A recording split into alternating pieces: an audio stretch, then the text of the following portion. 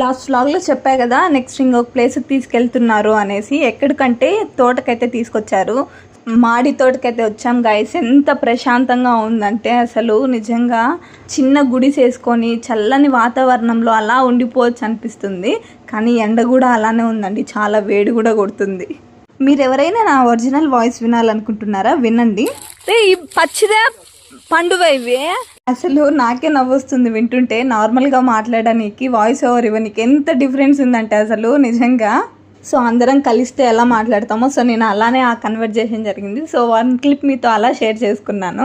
కూసేగాడిది వచ్చి మేసేగాడిని చెడగొట్టిందంట. అలా నేనేదో నా పాటికి నేను వీడియోస్ తీసుకుంటుంటే నన్ను అసలు వీడియోస్ తీయొద్దని చంపుతున్నారు. ఎంత షైగా ఫీల్ అవుతారా అసలు. మీరు కూడా ఎవరైనా ఇలా వీడియోస్ అంటే షైగా ఫీల్ అవుతారా?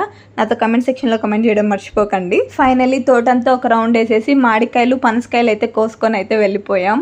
అరే భూమిని చీల్చుకు పుట్టే పచ్చని పసిగా ఆనందం, మంచుకి ఎండే ఆనందం, వాకుకి వానే ఆనందం, అరే ఎండకి వానకి రంగులు మారే ప్రకృతి ఆనందం, బ్రతుకే నూరేళ్ళన్నం, బ్రతుకే బ్రహ్మానందం, చెలియ వయసుడియే సొగతంలో అనుబంధం ఆనందమా.